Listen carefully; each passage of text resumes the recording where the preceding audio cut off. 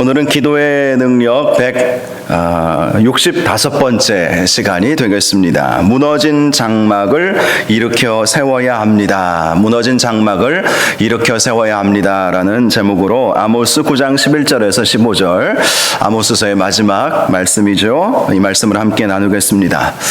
요즘 되어지는 일들을 보면 새벽 동틀 무렵이 가장 어둡다라는 말이 생각이 나게 됩니다. 지금 세계 여러 나라에서 코로나 바이러스 백신이 개발이 되어 있지 않습니까? 그래서 어떤 나라는 유럽은 이번 주부터 맞는다 이런 얘기도 들리고, 미국은 이번 달 안에, 올해 안에는 이제 접종을 시작한다. 그리고 중국이나 러시아는 일반 서방 국가에서는 잘은 믿지 못하는 것 같아요. 그런데 일설에 의하면 김정은도 중국 백신을 맞았다고 하지 않습니까? 그들 나름대로는 이렇게 자신감을 가지고 있는 백신도 자기 자국민들을 중심으로 지금 맞고 있습니다. 우리나라 같은 경우는 다른 유럽이나 미국보다 심하지 않아서 그런지는 모르겠지만 내년 상반기쯤 되면 백신을 맞게 되지 않겠나. 오늘 뉴스를 보니까 백신 회사에서 부작용은 책임 못 진다, 또 이렇게 이야기를 했다고 해요. 부작용이 있는지 없는지 아무도 모르는 상황 아니겠습니까?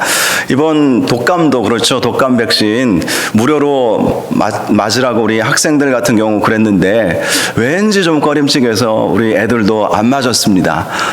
저도 작년에는 맞았는데 올해는 좀 안 맞게 되더라고요. 왠지 이렇게 매스컴에서 이렇게 그런 얘기들이 나오면 병원 가서 맞기가 좀 어려운 것 같아요. 백신도 그러지 않겠나. 여러 가지 부작용들이 혹시나 있을지 몰라서 아마 우리나라 질병관리본부인가요? 청인가요? 거기에서는 조금 더 지켜보고 안전한 백신이 나올 때 그렇게 맞게 하겠다, 이런 얘기도 제가 들은 바가 있습니다. 이렇게 백신이 나오고 있음에도 불구하고 코로나19 바이러스 확진자들은 지금 정점을 찍고 있죠. 우리나라도 매일 지금 500명, 600명, 내일은 700명까지도 나올 수 있다. 제가 인터넷에서 그 뉴스를 보고 올라왔습니다만은, 그래요. 이제 끝이 보이는데 항상 이 새벽 동틀 무렵, 해 뜨기 전이 가장 어둡다. 이 말이 제가 지금 여러 가지 되어지는 상황을 통해서 이렇게 느껴지더라고요. 백신은 나오고 치료제도 이제 개발이 되는데 이 바이러스가 어떤 인격을 가지고 있는 것은 아니지만 마지막 발악을 하고 있는 것 같다라는 그러한 생각을 하게 됩니다. 저와 여러분이 꼭 이 말을 기억하시고 마지막까지 끝까지 믿음 지키시고 믿음으로 반응하시기를 바랍니다. 새벽 동틀 무렵이 가장 어두운 법입니다. 그러나 머지않아 해는 뜨게 되어 있습니다. 우리가 기도하고 또 낭망하지 말고, 오늘 우리가 함께 민호기 목사님이 작사한 찬양이죠. 기도하고 낙심하지 말 것은 주께서 우리와 함께 하시기 때문인 것입니다. 우리 하나님은 저와 여러분들과 함께 하시고 은혜를 베푸시기를 마다하지 아니하시고 날마다 필요한 은혜들을 베풀어 주신다는 사실을 꼭 기억하시고 믿음으로 나아가시고 잘 견디시고 백신이 나오면 또 잘 맞고 기쁨으로 함께 교제하고 예배할 수 있는 그날이 속히 올 수 있도록 함께 기도해 주시기를 바랍니다. 기독교 방송 PD인 김동신이라는 분이 계세요. 집사님인지 장로님인지 잘 모르겠지만 아마 집사님 같아요. 젊은 분이기 때문에. 이 김동신 PD가 기도하는 섬 소록도라고 하는 다큐멘터리를 제작을 하고요. 또 이 촬영을 한 것을 가지고 책도 이렇게 썼습니다. 기도하는 섬 소록도. 언제인지 모르겠지만 우리가 큐티집으로 보고 있는 생명의 삶에 이 예화로도 나와 있는 이야기입니다. 이 책을 보니까 이 PD가 소록도에서 촬영을 하다가 겪은 일을 소개하고 있는데요. 너무나 촬영 스케줄이 너무나도 바쁘고 할 일이 많아가지고 좀 쉬어야 되겠다 이렇게 생각을 하고 나서 눈을 들어보니까 신성교회라고 하는 교회 간판을 보게 되었습니다. 그래서 저 교회 가서 좀 쉬어야 되겠다 이렇게 생각을 하고 교회 문 앞에 이렇게 도착을 했는데 희미하게 찬송 부르는 소리가 들리더래요. 그래서 문을 살짝 열고 들어가 보았더니 이제 소록도는 여러분 아시죠? 나병, 한센병이죠. 나병 환자 나병을 이제 앓고 이제 그 바이러스가 이제 사실은 저도 소록도에 가봤지만 거의 이제 없어서 완치는 되었지만 후유증이 남아 있더라고요. 후유증이 그분들이. 그래서 손도 많이 문드러지고 또 얼굴도 이렇게 이그러지고 이제 그런 분들을 제가 소록도에 가서 보고 오기도 했는데요. 이 할머니 한 분이 열심히 교회 청소를 하고 있는 것이었습니다. 찬송을 부르면서. 그래서 이 PD가 할머니 어째 혼자서 청소하시네요? 그렇게 물어봤어요. 그랬더니 할머니가 그러게 오늘 나 혼자만 청소하게 됐네? 이렇게 답변을 하시더래요. 그래서 PD가 물었습니다. 무슨 특별한 이유라도 이렇게 열심히 청소하는 특별한 이유라도 있으세요? 라고 물어보니까 이 할머니가 하시는 말씀이 특별한 이유가 뭐 있으려고 그저 우리 손으로 만들었으니 마음이 각별한 것이지. 교회를 직접 지으셨다고요? PD가 물어보았습니다. 할머니가 말합니다. 그럼 우리는 손에서 피가 나고 살점이 떨어져 나가는 게 보여도 아픈 줄 모르잖아. 오히려 병이 있는 게 다행이었지 뭐. 그 덕분에 끝까지 계속할 수 있었으니까. 멀쩡했으면 못했을 거야. 벽돌 한 장 한 장마다 우리 피가 묻지 않은 것이 없어. 이렇게 말씀을 하더라는 것입니다. 이 PD가 놀랐어요. 본인들이 감각이 없는 것이죠. 감각이 없어서 벽돌 한 장 한 장, 나무 토막 이고 지고 나르고 붙이고 깨고 이렇게 하는 것을 만약에 멀쩡했으면 이 교회 못 지었을 거다. 멀쩡했으면 아파서 힘들어서 이게 못에 혹시라도 박히면 얼마나 아픕니까? 또 나무에 그 가시가 이렇게 박히기라도 해도 너무 아프지 않습니까? 긁히기만 해도 아프고. 그런데 그 감각이 없는 거예요, 이분들한테는.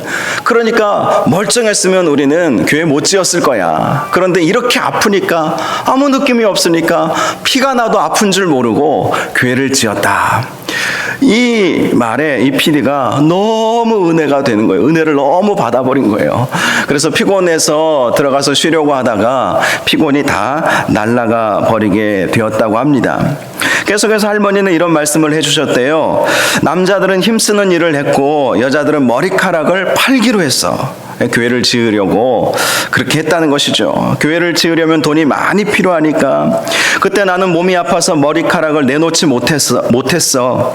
그때를 생각하면 지금도 가슴이 아파.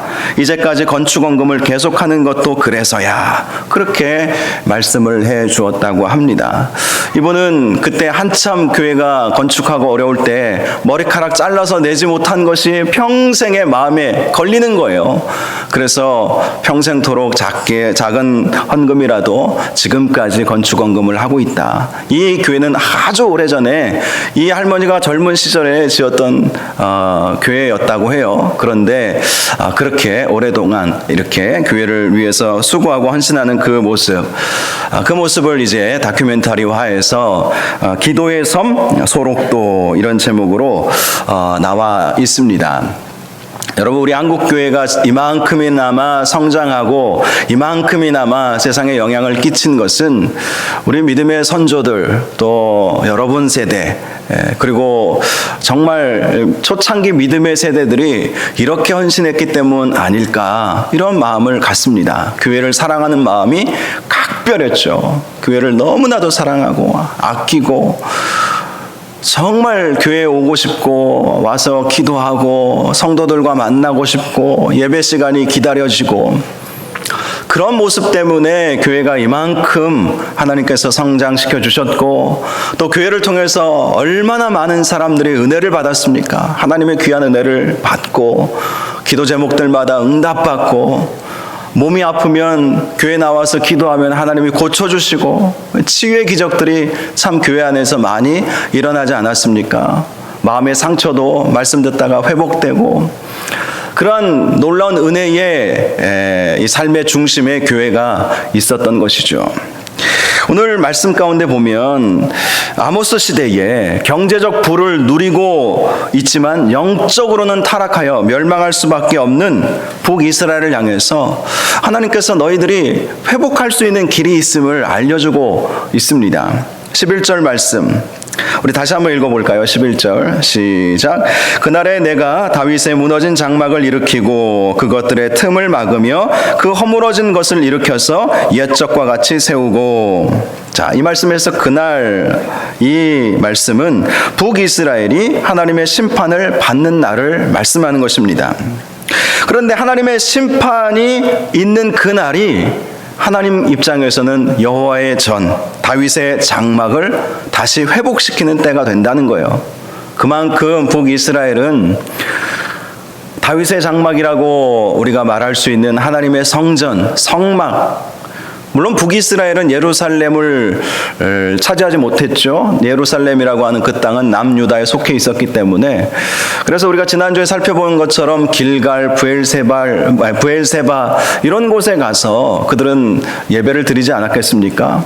그런데 그렇게 신령과 진정으로 예배 드리는 것은 잠시였고 점점 하나님을 제사하는 곳에서 바알신을 섬기고 아세라 묵상을 세워서 섬기고 1월 성신을 향해서 경배하고 또 하나님께서 생각지도 아니하였던 일들을 행하는 인신 제사를 하지를 않나, 자녀들을 불 가운데 지나가게 하지를 않나, 하나님은 율법 가운데서 전혀 한 번도 말씀하지 않으신 이 이방인의 풍습, 종교적 풍습, 우상 숭배, 그것이 그들의 성전 가운데, 그들의 성소, 제단 가운데 있었던 것이죠. 그래서 하나님이 그것을 멸하시고 다윗의 장막을 다시 일으켜 세우시겠다. 이 말씀을 통해서 우리가 알 수 있는 것이 무엇입니까? 하나님께서 징계를 주시는 이유, 심판을 주시는 이유는 교회를, 하나님의 장막을 회복시키시기 위해서라는 것 아니겠습니까? 하나님의 목적은 바로 거기 있어요. 무너진 단이 회복되는 것, 무너진 단이 회복되는 것, 거기에 있다는 것입니다.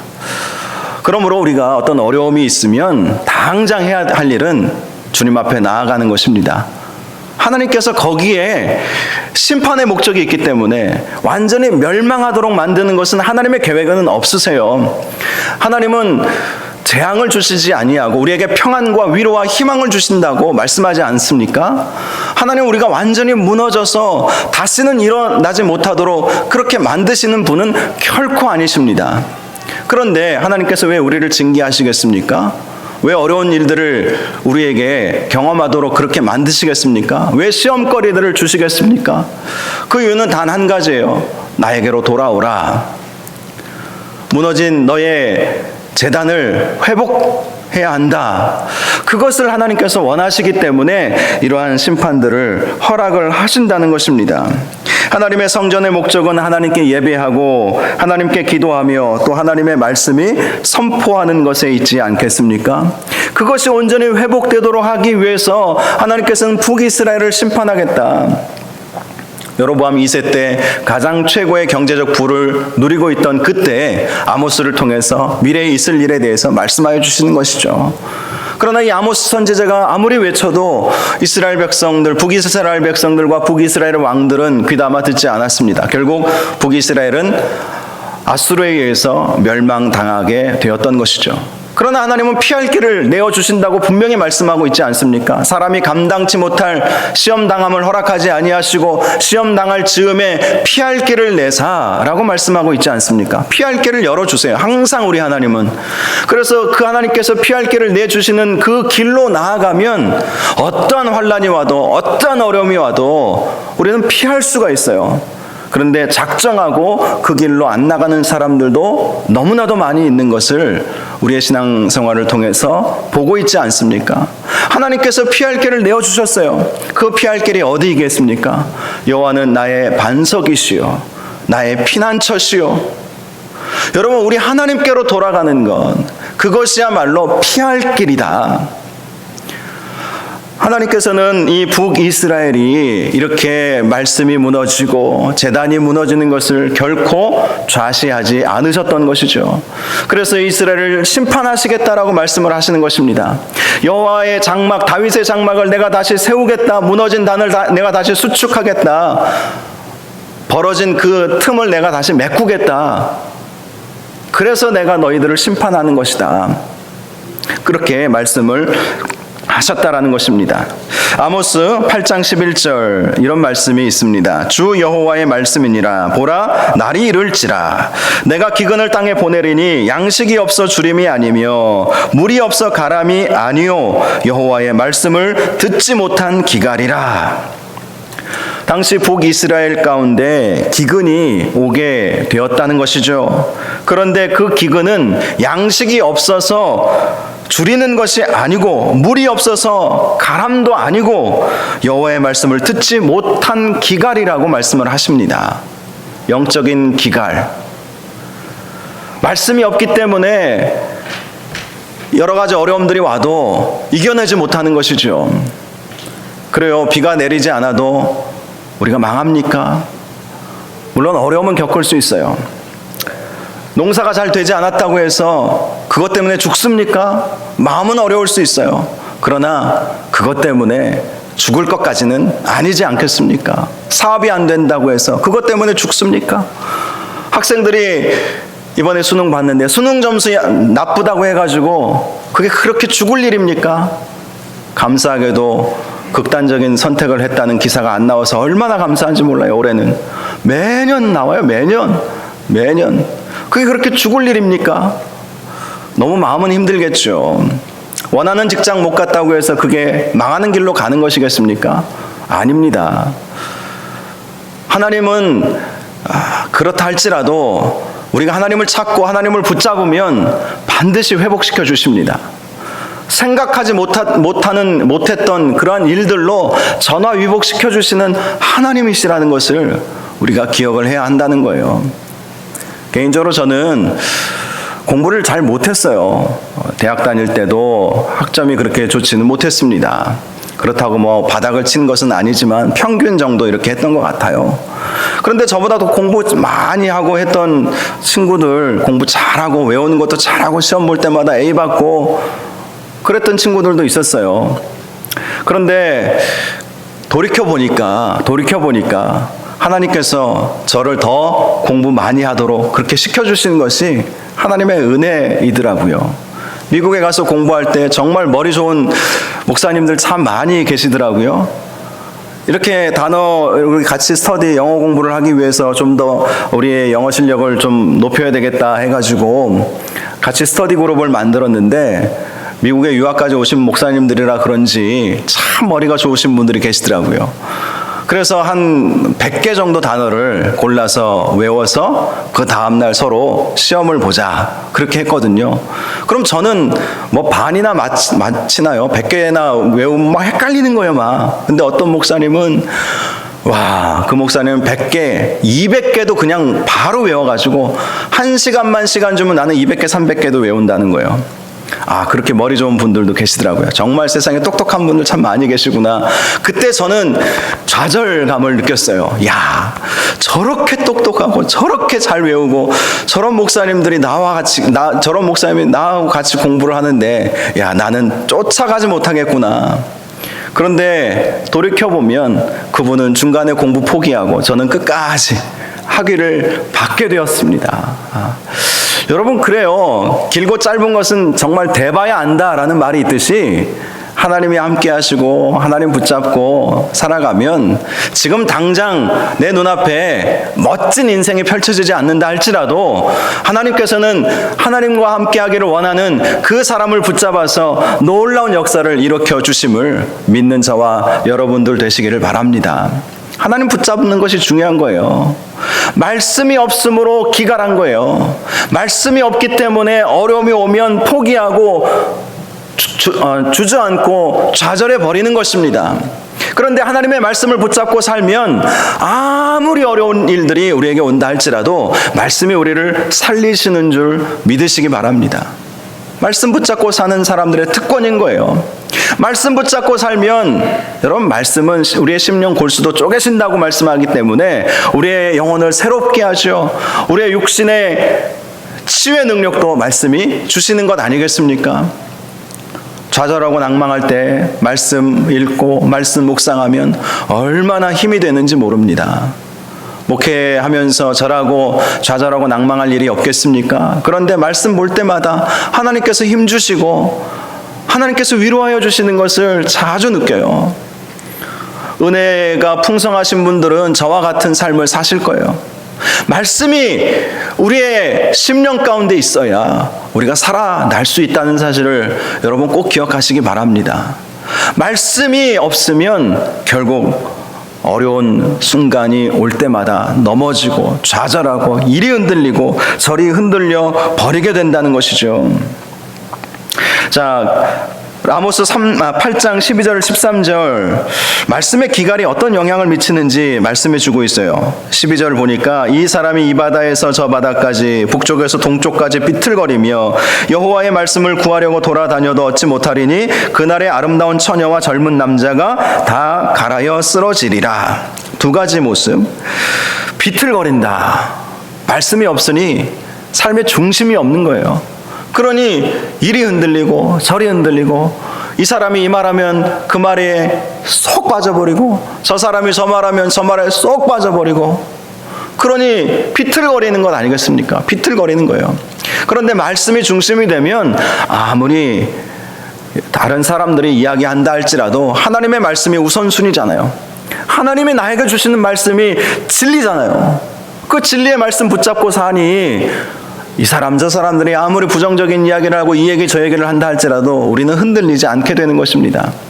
그런데 말씀이 없는 사람들은 이 바다에서 저 바다까지 북쪽에서 동쪽까지 비틀거린다.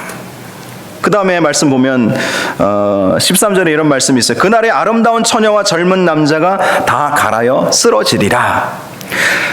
여기서 말씀하고 있는 아름다운 처녀와 젊은 남자는 한 나라의 미래와 비전을 의미하는 것입니다. 꿈이 사라져 버리는 거예요. 말씀이 없으니 꿈도 없어요. 비전도 없어요. 그런데 말씀이 있으면 말씀이 우리에게 도전을 주거든요.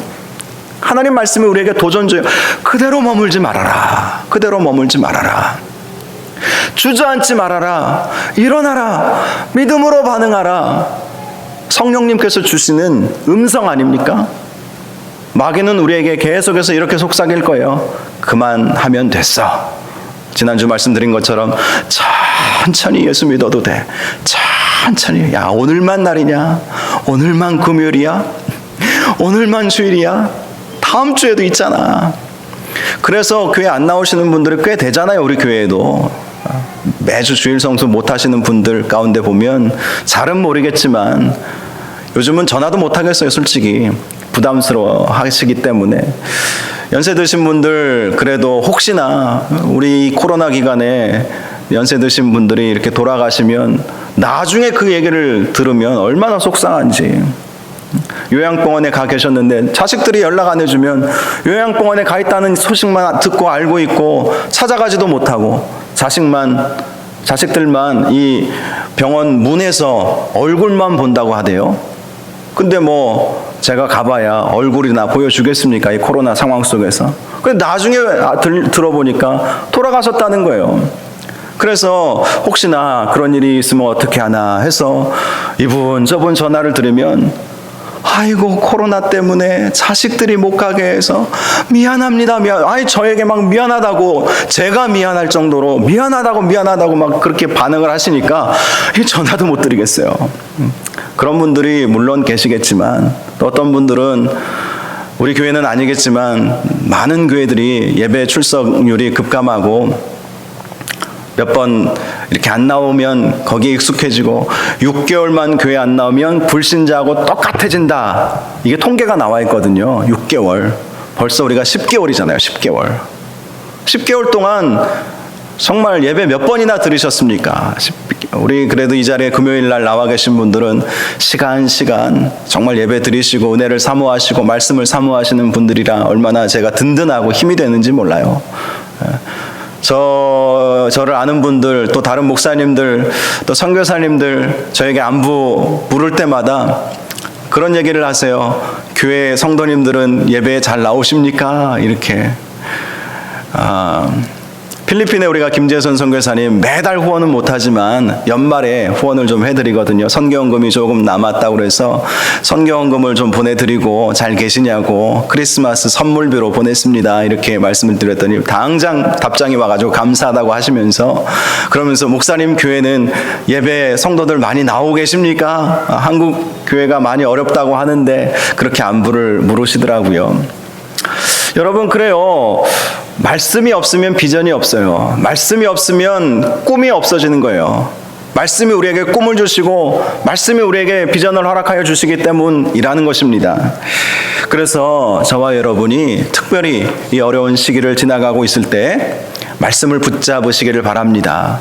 여호와의 전, 다윗의 장막, 그걸 소중히 여기시기를 바랍니다. 다윗의 장막에서 말씀이 선포되고 하나님께 예배드리고 하나님께 영광 올려드리는 그 일이 일어나지 않습니까? 오늘날 교회가 바로 그런 역할들을 하고 있는 거예요.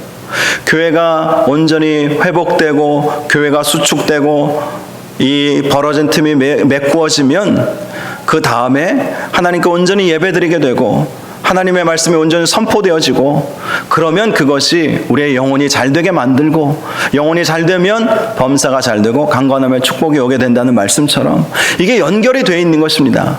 우리는 신앙생활하고 있는 그리스도인들 아닙니까? 하나님의 자녀들 아닙니까? 우리의 삶의 중심에 바로 하나님이 계셔야 되는 것이고 하나님이 임재하시는 그 예배의 자리가 있어야 되는 것이고 예배를 소중하게 여기고 교회를 소중하게 여기고 문둥병 이 나병에 걸리셨던 이 할머니가 평생 교회를 쓸고 닦고 교회를 건축한 것을 보면서 자기들의 피가 묻지 않은 벽돌은 하나도 없다.